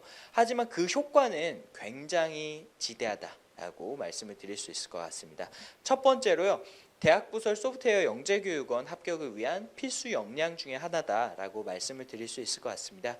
그래서 올해 같은 경우에 이제 한양대 심화반 전형의 변경이 조금 있었는데요. 중요한 거는 이 부분이겠죠. 프로그래밍 능력 검사. 네, 그래서 프로그래밍 언어를 통해서 문제 해결력 검사를 1시간 동안 진행을 하는 것이 기초반과 심화반 선발에서의 차이라고 볼 수 있겠는데요. 이번에 헬로 알고에서도 3명의 학생이 심화반으로 선발이 됐었죠. 그래서 이러한 문제들이요 정보 올림피아드에 나오는 문제와 굉장히 유사합니다. 그렇기 때문에 정보 올림피아드 알고리즘 공부를 했었던 친구들이라면은 이런 한양대 영재원 지원을 하는 데 있어서도 훨씬 더 유리한 고지를 선점을 할 수 있다. 이렇게 이해를 해주시면 좋을 것 같고요. 이제 IT 특성화고의 특별 전형으로 진학을 할 때도 정보올림피아드는 직접적인 입상 성적으로 기재가 가능합니다. 그래서 거기에서의 주어지는 가점도 굉장히 이제 많은데요.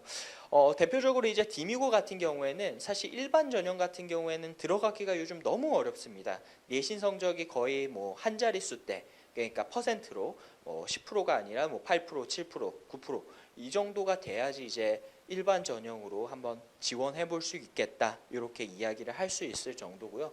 뭐 디미고나 선림 같은 특성화고의 인기예요. 디미고 같은 경우에 일반 전형이 그만큼 어렵다 보니까 특별 전형으로 또 선택을 해서 지원을 하시는 학부모님들이 많이 계시고, 특별 전형 같은 경우에는 이제 활동 준비 자료에서 이제 가산점이 부여되는 표가 있습니다. 거기서 정보올림피아드에서 중등부 전국대회 동상만 받더라도요, 가산점에서 만점을 받을 수 있고, 그 정도 점수대라고 하면은 사실은 내신 성적이나 다른 게 아무리 좋지 않더라도 웬만하면은 들어갈 수 있는 정도 수준이다 라고 그렇게 이해를 해주시면 좋을 것 같아요. 즉 디미고에 들어가기 위해서 2년 내내, 1학년 때는 내신이 없으니까 2년 내내 열심히 내신을 준비를 해서 디미고에 들어갈 것인가, 와 내가 2년 동안 열심히 알고리즘 공부를 해서, 이제 헬로 알고 기준으로는 이제 1년이죠. 이렇게 열심히 공부를 해서 중등에서 정올에서 상을 받아서 디미고를 들어갈 것인가, 어떤 게 더 효율적일까에 대해서 여러분들께서 한번 고민을 해보시면 좋을 것 같아요. 네, 그 다음으로 자사고와 일반고 교내 정보 영재라는 부분인데요. 앞에서 말씀드렸던 것처럼 이미 학생부 종합전형 전공적합성을 만들기 위해서 열심히 준비를 하셔야 되고, 딱 들어갔을 때 꺼내놓을 수 있는 게 있으면은 가장 좋습니다. 그래서 자사고 수상이라든지 이제 교내외 정보 경시 수상, 그리고 고등부 정보올림피아드에서 수상하는 부분들, 이 부분은 이제 특기자에 활용을 할 수가 있게 될 거고요. 또 IT 관련 교내 공식 자유동아리 리더십 발현, 어떤 나만의 내가 굉장히 가지고 있는 뛰어난 프로그래밍 알고리즘적인 역량을 통해서 학생들을 이끌고 학생들을 가르치면서 이제 동아리 회장으로서 또 나아갈 수가 있는 거고요. 또 진로 선택 과목에서 정보 교과 있다라고 말씀을 드렸었죠. 거기서 뭐 정보 올림피아드 준비할 수 있는 정도의 수준의 학생이라면은 공부를 하지 않더라도, 물론 공부는 해야겠죠. 네, 공부를 하지 않더라도 1등급은 따놓은 당산이다, 이렇게 말씀을 드릴 수가 있을 것 같습니다. 그래서 이러한 부분들을 통해서요, 결국에는 학생부 종합전형에서의 전공적합성을 강화를 하고, 또 더 나아가서 특기자 전형에서의 그런 입시의 하나의 채널을 더 확보를 할 수가 있다라고 이해를 해주시면 좋을 것 같습니다. 네, 마지막으로 이제 영재가고 지원 시에 수학, 과학 외에 나만의 특별함을 부각할 수 있다라는 점인데요. 사실은 영재과고에서의 가장 중요한 점은 당연히 수학, 과학입니다. 네. KMO가 중요한 이유처럼 수학, 과학이 가장 중요하고요. 근데 죄송합니다. 영재과고 준비하는 학생들, 수학, 과학에 대한 변별력이 있는 친구들은요, 사실 대부분 다 우선 선발로 뽑혀 나가게 됩니다. 그래서 결국에는 많은 학생들이 2차, 3차에서 캠프까지 가서 이제 최종적으로 선발이 되게 되는데요. 그렇다 보니까 수학, 과학 외에 나만의 무기로서 정보를 선택하시는 학부모님들이 요즘 굉장히 많아지고 있어요. 특히나 영재 과고 같은 경우에는 아시겠지만은 내신 어떤 교과 중심이 아니라 연구 활동 중심이죠. 요즘 이공계에서 연구 활동하는 데 있어서 프로그래밍 역량, 소프트웨어 역량 없이 연구 활동이 가능할까요? 정말 많은 학생들이 수학이나 물리 같은 프로젝트를 진행을 할 때도 선생님한테 와서 이거 프로그램 어떻게 구현해야 될까요? 어떻게 알고리즘을 짤 수 있을까요? 라는 부분들에 대해서 질문을 정말 많이 주세요. 헬로알고의 그런 멘토들도 영재과고 출신들, 석사, 박사들이 많이 있다 보니까 그런 부분들에 대해서 정말 많이 문의를 주고 있고요. 그런 거를 볼 때마다 수학, 과학도 중요하지만은 정보도 좀 미리 해놓으면은 참 좋았을 텐데, 이런 생각을 제가 참 많이 하거든요. 학생들도 그런 부분들을 많이 느끼고요. 그래서 영재과고 지원 시에도 이제는 수학, 과학 외에 정보라는 부분, 알고리즘이라는 부분이 함께 들어간다, 이렇게 생각을 해주시면 좋을 것 같습니다. 그래서 결론적으로 정보올림피아드가 대세가 된 이유가 무엇일까라고 했을 때 한마디로 KMO보다 쉽다. 하지만은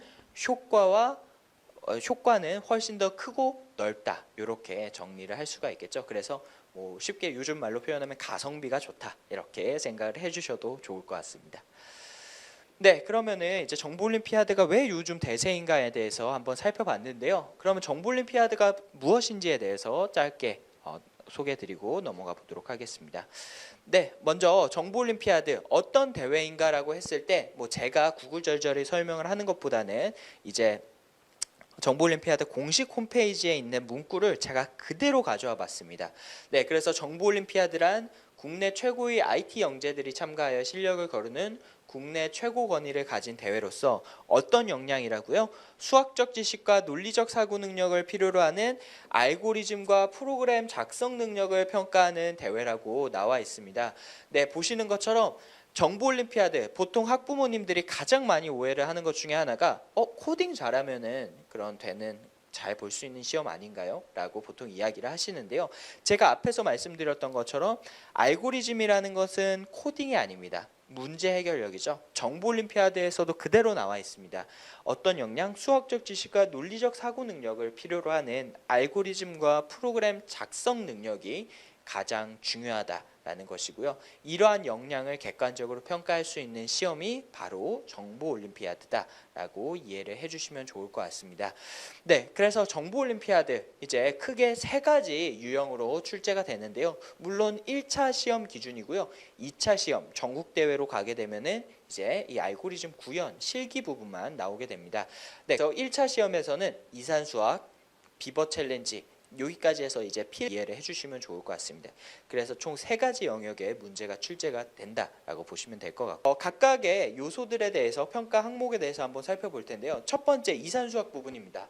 제가 위에 왜 정보올림피아드는 이산수학을 평가하느냐라고 해서 이제 푸는 것인데 왜 수학을 볼까라고 했을 때 이산수학이라는 부분에 있어서 일단 이산수학이 뭔지에 대해서 어머님들께서 아버님들께서 이해를 한번 해보시면 좋을 것 같습니다. 이산수학 제가 어떤 내용인지 한번 정리를 해봤는데요. 실수처럼 연속적인 수가 아닌 정수나 논리 연산과 같은 비연속적인 수체계와 관련된 수학 분야라고 했을 때 어머니와 아버님들 이해하시기가 어렵겠죠. 그래서 저는 항상 문제로 보여드립니다. 이산수학이 어떤 문제들이 나오길래 이런 알고리즘적인 평가와 관련이 있는지 한번 살펴보도록 하겠습니다.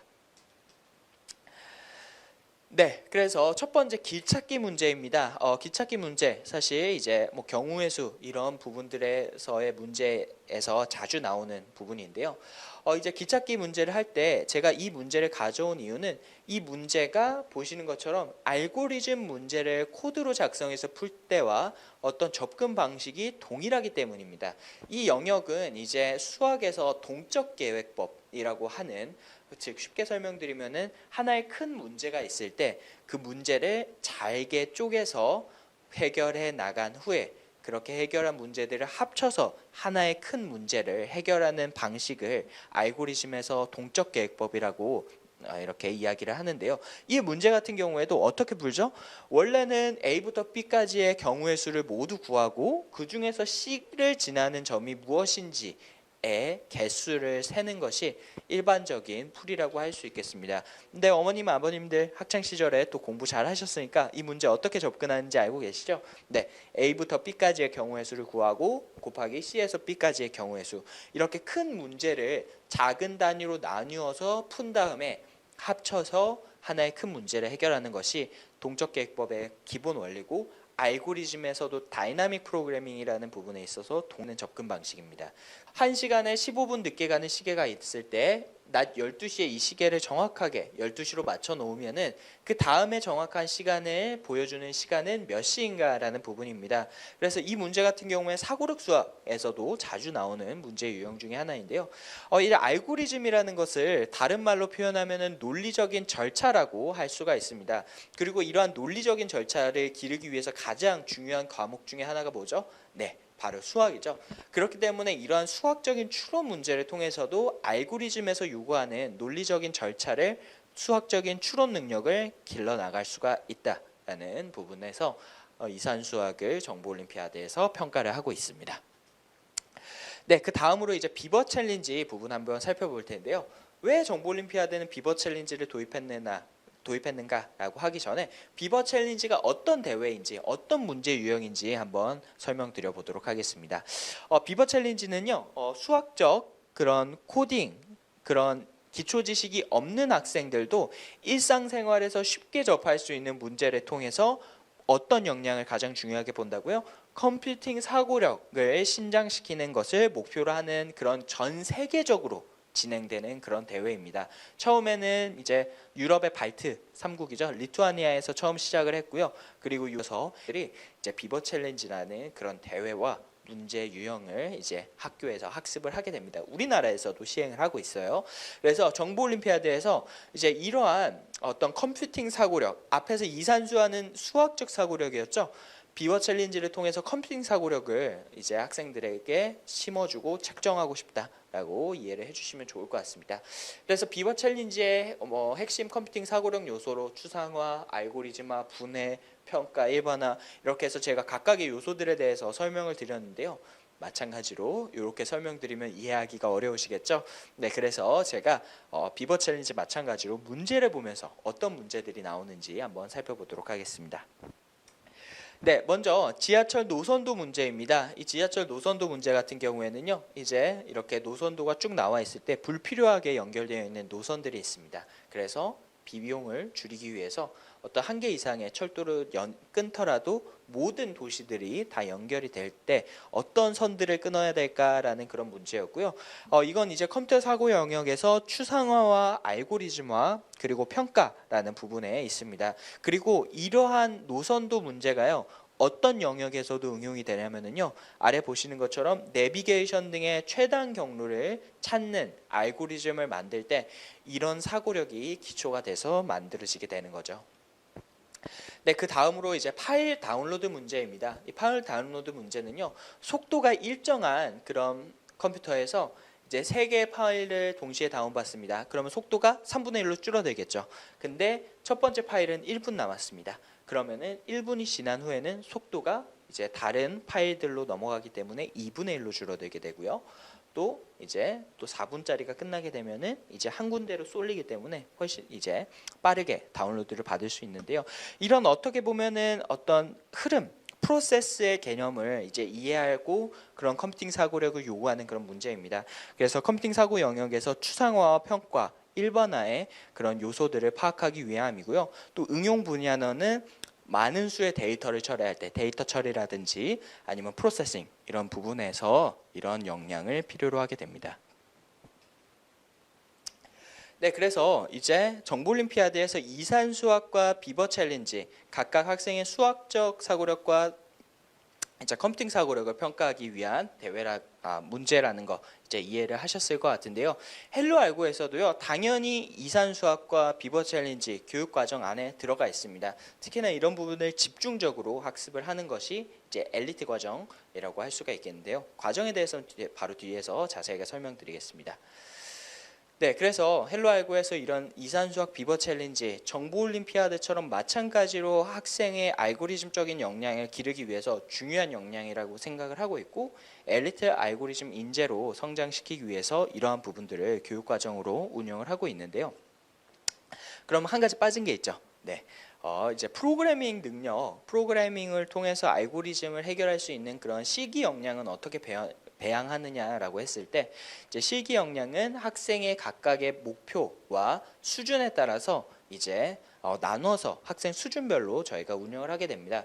그래서 이제 C 언어로 그런 문제 해결력을 배우는 단계, 어떤 높은 수학적 사고력과 컴퓨팅 사고력을 바탕으로 정보 올림피아드를 바로 준비를 해나갈 수 있는 어떻게 보면 경시 과정이라고 할 수 있는 저희 정규 과정에서는 C 언어로 그런 알고리즘 문제 해결 역량을 길러 나가게 되고요. 또 그 이전에 이제 이산수학 비버 챌린지와 함께 이제 처음 프로그래밍을 접하는 친구들 같은 경우에는 이제 파이썬으로 알고리즘 문제 해결 역량을 엘리트 과정에서 다루게 됩니다. 그리고 조금 더 어린 학생들, 초등 3, 4학년이나 그보다 조금 더 어린 학생들 같은 경우에는요, 사실 이런 텍스트 코딩으로 알고리즘 문제를 접근하는 게 쉽지는 않습니다. 그렇기 때문에 저희는 블록 코딩, 네이버에서 개발한 엔트리를 활용을 해서 알고리즘 지니어스 과정에서 학습을 하게 되고요. 저희는 이러한 것들이 단순히 코딩이라는 관점에서 접근을 하는 것이 아니라 블록 코딩도 마찬가지입니다. 저희는 이 블록 코딩을 통해서 어떻게 하면 알고리즘 역량을 기를 수 있을까에 초점이 맞춰져 있다는 점 살펴봐 주시면 좋을 것 같습니다.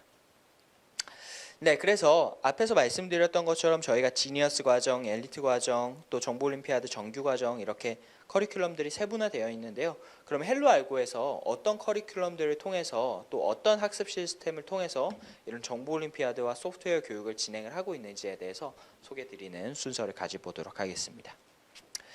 네, 저희 커리큘럼과 학습 시스템은요. 서울대학교 컴퓨터공학과 알고리즘 연구소 연구원 출신 이제 홍성기 연구소장과 이제 국가대표 상비군 출신의 그런 연구 개발진이 지난 3년간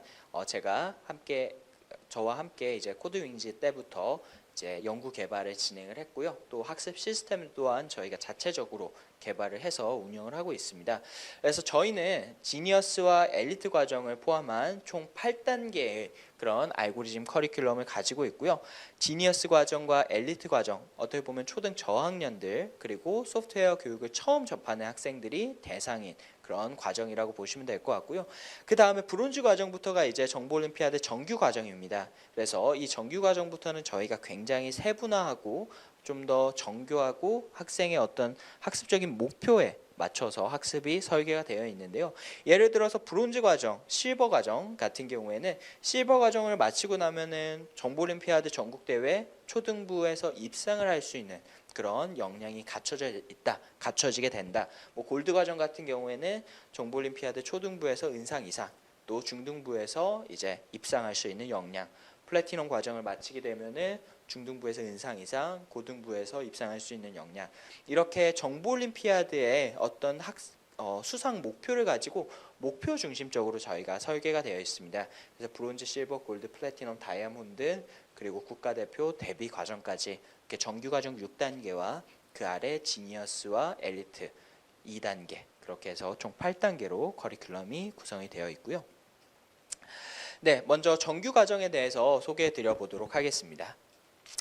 네, 저희 정규 과정의 학습 목표는요. 뭐 당연히 첫 번째로 AI와 4차 산업혁명 시대에 걸맞는 엘리트 알고리즘 인재를 육성하는 것이 목표이고요. 두 번째가 사실 더 중요하겠죠. 네, 알고리즘 학습을 통해서 정보올림피아드에 입상할 수 있는 그런 역량을 기르는 것. 그리고 세 번째로 입시적인 관점에서 학생부 종합전형 대비를 위한 알고리즘 역량을 이렇게 뾰족하게 학습을 할 수 있는 그런 전공적 합성을 완성하기 위한 그런 과정이라고 보시면 될 것 같습니다. 네, 그래서 저희 헬로알고 정규 커리큘럼은요. 뭐 뒤에 엘리트 과정, 지니어스 과정도 마찬가지입니다. 저희 정규 커리큘럼은 오프라인 학원 수업과 온라인 수업이 이렇게 나눠져 있습니다. 그래서 오프라인은 일주일에 한 번 2시간 반 학습을 하게 되고요. 이제 멘토님의 이런 개념 강의라든지 아니면 심화 문제에 대한 풀이 그리고 더 많은 시간을 투자하는 것은 학생 한 명 한 명 코드를 보면서 1대1 코칭 중심으로 오프라인 수업이 진행이 되게 되고요. 오프라인 수업 이후에 2시간에서 3시간 정도 분량으로 온라인 학습이 또 나가게 됩니다. 온라인 학습 같은 경우에는 저희가 온라인 학습실에 있는 동영상 강의라든지 아니면은 심화 문제, 뭐 숙제 연습 문제 이런 부분들을 통해서 학생이 이렇게 계속 집에서도 잊지 않고 학습을 할 수 있도록 구성을 해놓은 건데요. 저희가 이렇게 구성을 해놓은 이유는 결국에는 학과 습의 균형이 알고리즘 학습을 하는 데 있어서는 다른 그 어떤 과목보다 중요하기 때문입니다. 그래서 저희는 기본적으로 오프라인 2시간 반과 온라인 2시간에서 3시간 정도 분량으로 학생이 플립러닝 할 수 있도록 또 이렇게 융합 교육을 할 수 있도록 운영을 하고 있습니다. 네, 그래서 저희는 단순히 아까도 말씀드렸던 것처럼 알고리즘이라고 할 때 코딩이 중요한 것이 아니라 문제 해결력이 중요하다라고 말씀을 드렸잖아요. 그렇기 때문에 저희가 단순히 코딩만 하는 것이 수업 시간의 전부는 아닙니다. 그래서 알고리즘 노트라는 것을 작성을 해서 어떤 핵심적인 알고리즘들이 어떻게 작동되는지 살펴보고요. 또 아이디어를 또 구체화하는 과정이 있습니다. 이 문제를 처음 봤을 때 어떻게 접근을 해나갈지 이렇게 먼저 절차나 알고리즘을 써보고 그 다음에 코딩으로 문제를 풀어보는 거고요. 그 다음에는 이제 마인드맵 학생들별로 이제 본인이 배우고 난 이후에 오늘 어떤 개념을 배웠는지 이런 중요한 내용들을 이제 정리하는 이런 마인드맵 시간을 통해서 저희 2시간 반 정규 과정이 운영이 되게 됩니다. 네, 그래서 정규 수업 같은 경우에는요. 앞에서 설명드렸던 것처럼 멘토가 맨 처음에 개념, 리뷰, 강의를 진행을 하고요. 또 심화 문제에 대한 풀이도 진행을 합니다. 그리고 추가로 이제 멘토링 시간을 가지게 되는데요. 이때 멘토링이 대부분의 시간을 차지하게 되고 이 멘토링을 통해서 이제 학생들의 어떤 학생 수준별 학습이 진행이 되게 됩니다. 네, 그래서 저희는 이제 이런 학습적인 부분뿐만 아니라 평가적인 부분도 굉장히 중요하게 생각을 하고 있습니다. 그래서 과정평가 저희가 진행을 하게 되고요. 또 월간 학습 성취도 평가가 있습니다. 그래서 월간 학습 성취도 평가 이후에는 이제 이렇게 매월 한 번씩 성적표가 나가게 되고 중간중간 멘토들과 학생의 학습적인 부분에 대한 그런 상담을 또 진행을 하게 됩니다. 그리고 마지막으로 과정평가표. 과정평가를 진행을 한 이후에는 과정평가표에서 이제 어떤 지난 학습 과정에 대한 전반적인 내용을 어머님들께 안내를 드리고요. 또 어머님들을 또 학원으로 또 모시고 이렇게 학원에 대한 그런 사항이라든지 학습에 대한 내용을 좀 더 심도 있게 멘토님들과 이야기를 나눌 수 있도록 학부모 간담회를 또 진행을 하고 있습니다. 그래서 이러한 학습적인 관리 부분에 있어서도 저희가 만전을 기하고 있다 이렇게 생각을 해주시면 좋을 것 같아요. 네, 그래서 다시 정리를 하면은요, 일주일에 한 번 오프라인 2시간 반 수업을 진행을 하고요, 온라인으로 3시간 정도 분량으로 학습을 하게 됩니다. 그리고 앞에서 보셨던 것처럼 다양한 시험과 어떤 성적 관리를 통해서 학습 관리를 진행을 하고 또 잘하는 학생은 저희가 더 잘할 수 있게, 못하는 학생은 또 잘할 수 있게끔 이렇게 부족한 부분들은 성취도 보강을 진행을 하게 됩니다. 그래서 저희 같은 경우에는요, 숙제를 안 해오거나 아니면은 주간 평가에서 성적이 좋지 않은 경우에는 학생을 남겨서 또 진행을 하기 때문에 그런 부분들도 나중에 학습 일정을 짤 때 참고해 주시면 좋을 것 같습니다.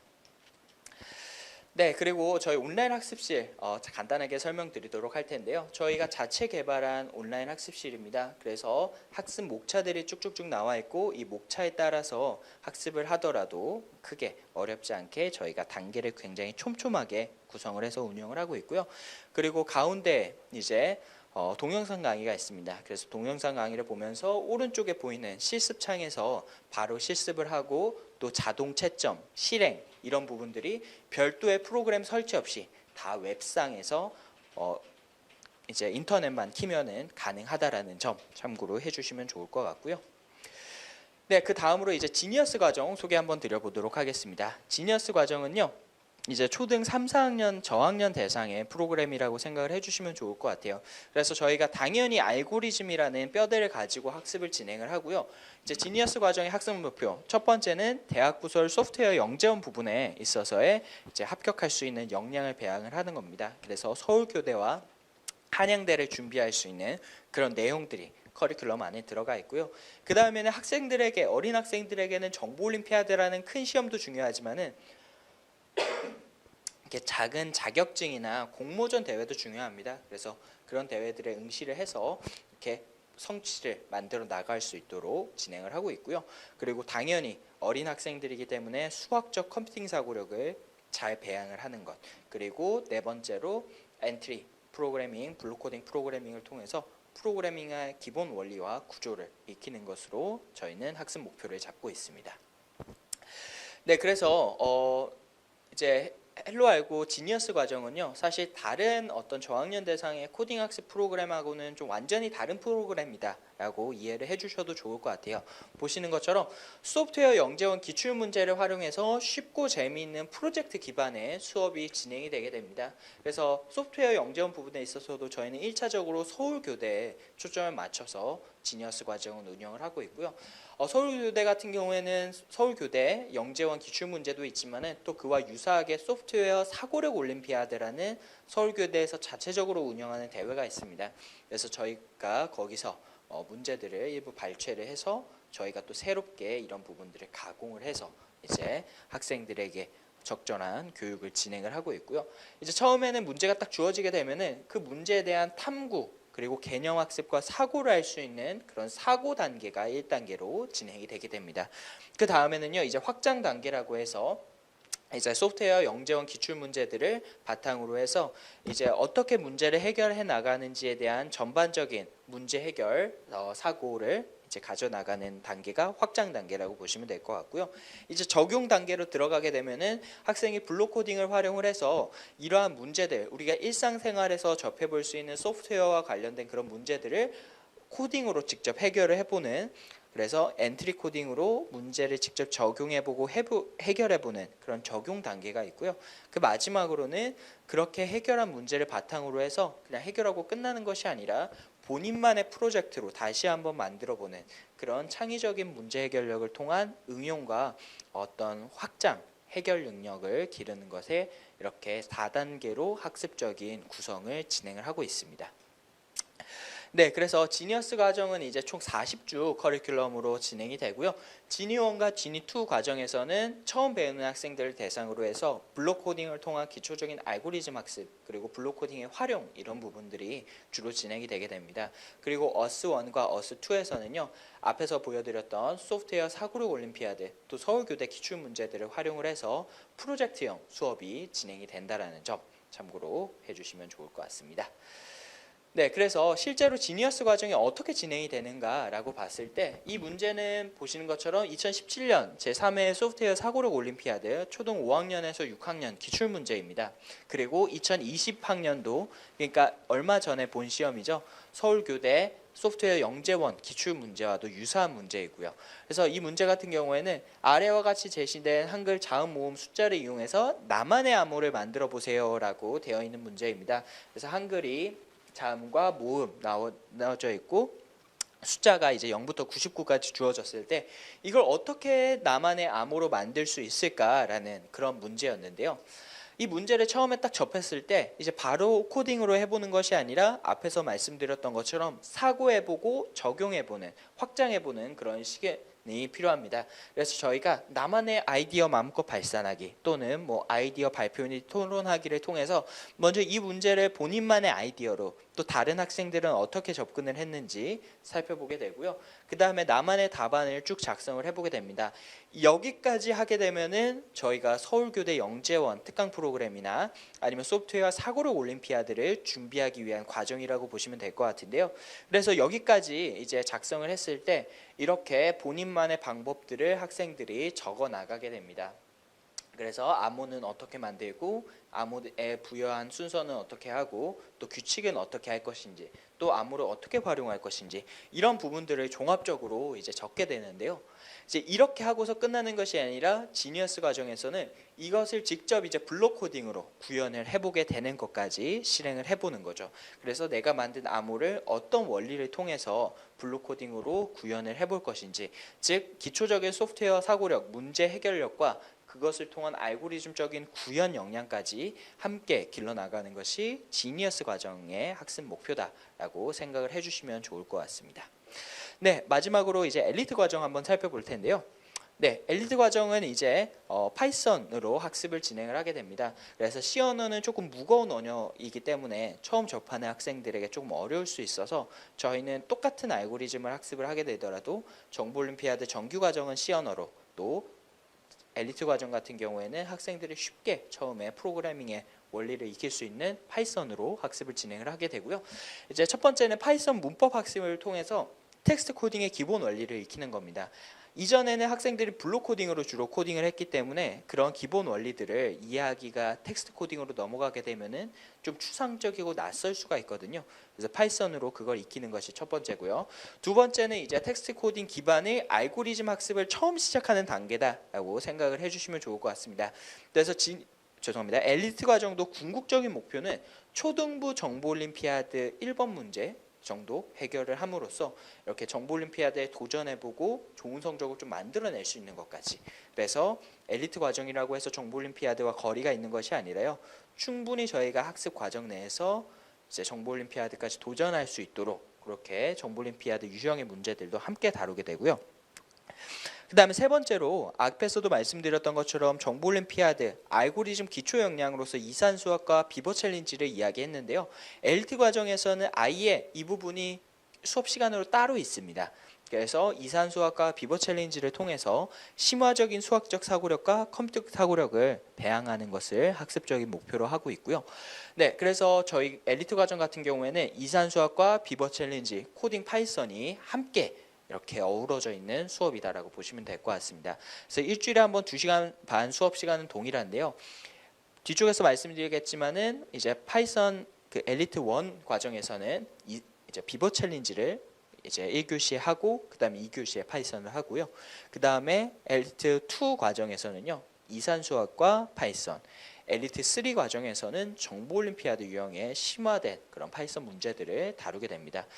엘리트 과정 소개해 드리다가 말았죠. 네, 그래서 엘리트 과정 같은 경우에는 이제 엘리트 1 과정에서 이제 파이썬 기초를 학습을 하게 되고요. 그리고 엘리트 2 과정에서는 파이썬으로 본격적인 알고리즘 문제들을 학습을 하게 됩니다. 그래서 이때부터 이제 정보올림피아드 유형의 그런 알고리즘 문제들을 학습을 하게 되고요.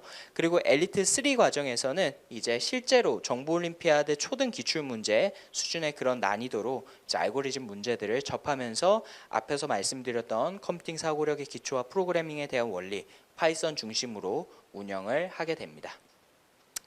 네, 그래서 이제 바로 설명회가 곧 마무리가 됐는데 배터리가 중간에 나가서 굉장히 아쉽네요. 네, 그래서 헬로 알고에서는요 항상 설명회가 끝나기 전에 이렇게 약속을 드리고 있습니다. 앞에서 작년 실적을 보셔서 아시겠지만 헬로 알고는 정말 알고리즘 교육만을 위해서 전문성과 진정성을 가지고 교육을 하고 있고요. 그래서 앞에서 말씀드렸던 그런 알고리즘 교육을 통해서 헬로 알고가 약속드리고 책임지겠습니다. 네, 그래서 이제 헬로 알고가 약속드리고 싶은 부분은요. 우리 아이가 4차 산업혁명 시대의 엘리트 알고리즘 인재로서 성장하기 위한 그런 정보 영재 로드맵을 저희가 함께 그려나가고 이를 꼭 이룰 수 있게 달성할 수 있게 저희가 함께 하겠다라는 그런 약속인데요.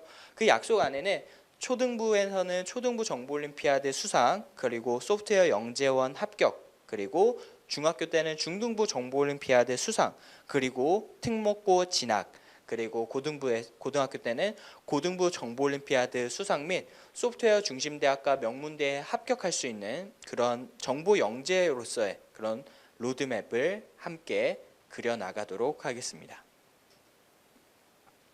네, 그래서 마지막으로 헬로 알고 봄 학기 이제 개강 안내 드리고 마치도록 할 텐데요. 네, 헬로 알고 이제 봄학기 얼마 남지 않았습니다. 2020년 2월 29일 다다음 주 토요일이죠. 그때 이제 개강을 하게 되고요. 또 일요일 반 같은 경우에는 3월 1일 날 개강을 하게 됩니다. 저희는 3일절 날 쉬지 않고 수업을 진행한다고요. 저희가 모든 과정은 입학 테스트를 반드시 진행하도록 되어 있습니다. 입학 테스트를 통해서 학생의 입학의 당락을 결정하기 위함이라기보다는요. 학습의 효율성이나 학생의 학습 기초 자료로서 학생의 성취도를 파악을 하고 또 학생에게 적절한 그런 학습 로드맵을 제시를 해드리기 위함이니까요. 모든 학생들은 좀 거부감 없이 어머님들께서 잘 격려를 해서 입학 테스트를 반드시 응시를 하고 볼 수 있도록 해주시면 좋을 것 같습니다. 네, 그래서 저희 입학 테스트는요 어렵지 않습니다. 사고력 문제들로 구성이 되어 있고요. 이산수학의 그런 수학적 사고력과 컴퓨팅 사고력을 평가하기 위한 그런 문제들로 구성이 되어 있습니다. 그래서 입학 테스트는 평일 같은 경우에는 저희가 월요일은 휴관이기 때문에 월요일 제외하고 평일은 오후 1시부터 오후 8시, 주말 같은 경우에는 오전 10시부터 오후 8시까지 진행을 할 수가 있고요. 결과 상담은 테스트 직후 바로 원장인 저와 진행을 하시거나 또 바쁘신 경우에는 제가 전화 상담으로도 진행을 해드리고 있기 때문에 참고로 해주시면 좋을 것 같습니다. 그리고 입학 테스트는 각 단계별로 조금씩 소요 시간이 다른데요. 첫 번째로 지니어스 과정 같은 경우에는 40분 동안 컴퓨팅 사고력 문제 10문제를 응시를 하게 되고요. 엘리트 과정이나 정규 과정은 60분 동안 20문제를 다루게 됩니다. 그래서 기본적으로 프로그래밍 경험이 없는 친구들 같은 경우에는 1시간 정도 시험 본다라고 생각을 해주시면 좋을 것 같고요. 그다음에 C언어 학습 경험이 있는 친구들 같은 경우에는 추가로 60분 동안 알고리즘 실기 시험을 보게 됩니다. 프로그래밍 실기 시험을 보게 되고요. 프로그래밍 실기 같은 경우에는 학생이 이전에 학습한 단계별로 다르게 됩니다. 그래서 학생이 어느 정도 학습을 했는지에 따라서 저희가 실기 테스트 레벨을 평가를 하게 되고 그 시험을 바탕으로 해서 1시간 정도 실기 평가가 함께 진행이 된다라는 점 참고로 해주시면 좋을 것 같습니다. 네, 그리고 마지막으로 저희가 사실 이번에 온라인으로 진행을 하면서 온라인 유튜브 라이브 설명회를 진행을 하고 있잖아요. 또 굉장히 이렇게 어떤 소프트웨어 교육, 알고리즘 교육의 확산으로서 기대하고 있는 저희의 비장의 또 무기가 있습니다. 보시는 것처럼 이제 넘버원 알고리즘 온라인 교육 사이트 닥터 알고 오픈이라고 되어 있죠. 네, 헬로 알고에서요. 저희가 가지고 있는 이런 교육적인 노하우와 학습 컨텐츠 그리고 저희만의 학습 시스템을 바탕으로 해서 지금 학원을 나오고 싶지만은 못 나오는 친구들이 굉장히 많습니다. 그래서 이런 부분들을 온라인에서도 충분히 잘 학습을 할 수 있도록 마치 학원에 나온 것처럼 잘 학습을 할 수 있도록 저희가 언제 어디서나 헬로 알고를 누릴 수 있도록 또 접속하는 순간 내 방이 헬로 알고에서 지향하는 엘리트 알고리즘 그런 강의실이 될 수 있도록 저희가 닥터 알고라는 온라인 교육 플랫폼을 3월 1일에 오픈을 할 예정입니다. 그래서 닥터 알고에 대한 기대 많이 해주시면 좋을 것 같고요. 닥터 알고에 대한 소개 간단하게 드리고 이번 설명에 마무리하도록 하겠습니다.